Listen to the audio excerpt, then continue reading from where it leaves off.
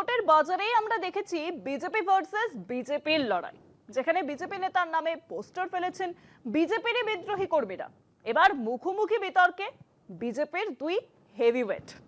উত্তরপ্রদেশের মুখ্যমন্ত্রী যোগীর নিশানায় দিল্লির মুখ্যমন্ত্রী রেখা গুপ্তা। যোগী বললেন, উত্তরপ্রদেশের হাওয়া পরিষ্কার, কিন্তু দিল্লি নাকি গ্যাস চেম্বার। মজার কথা হলো, দু জায়গাতেই কিন্তু বিজেপিরই সরকার।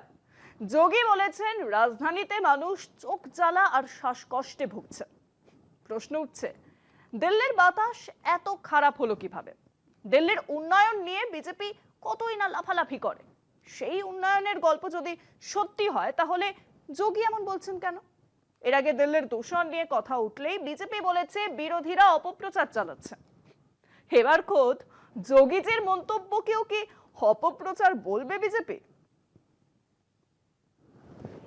শনিবার গোরক্ষপুরে একটি সরকারি দপ্তরের উদ্বোধনে উত্তরপ্রদেশের মুখ্যমন্ত্রী যোগী আদিত্যনাথ বিজেপি শাসিত দিল্লির বায়ু দূষণকে গ্যাস চেম্বারের সঙ্গে তুলনা করেন। তিনি বলেন, দিল্লিতে শ্বাস নিতে কষ্ট হচ্ছে, চোখে জ্বালা করছে, হাঁপানির রোগী, বয়স্ক মানুষ ও শিশুদের ঘরের ভিতরে থাকতে বলা হচ্ছে। এমন পরিবেশে বাঁচা কঠিন। তিনি আরো বলেন, উত্তরপ্রদেশে নাকি পরিবেশ ভালো, এখানে দূষণ কম, তাই রোগও কম। তার মতে, দূষণ হলে ফুসফুসের ক্ষতি হয়, অক্সিজেন কম হলে শরীর দুর্বল হয়ে পড়ে, পরিবেশ নষ্ট হলে এখানেও দিল্লির মতো অবস্থা হতে পারে বলে তিনি সতর্ক করেন। কেন্দ্রীয় দূষণ নিয়ন্ত্রণ পর্ষদের তথ্য অনুযায়ী শনিবার সকাল 9টায় দিল্লির এয়ার কোয়ালিটি ইন্ডেক্স ছিল 211। 201 থেকে 300-র মধ্যে বায়ু দূষণের মাত্রা থাকলে তাকে খারাপ বলা হয়। পরিবেশ রক্ষা যে বড় সমস্যা তা তিনি মানেন, কিন্তু প্রশ্ন হলো, দিল্লিতে তো একই দলের সরকার, তাহলে রাজধানীর এই খারাপ হওয়ার দায় কার? একদিকে নিজের রাজ্যের প্রশংসা, অন্যদিকে নিজের দলের শাসিত দিল্লিকে গ্যাস চেম্বার বলা। যোগী কি আদতে রেখা গুপ্তার দিকেই আঙুল তুললেন? বিজেপির যোগী আদিত্যনাথ যখন বিজেপি শাসিত দিল্লির দিকেই আঙুল তুলছেন,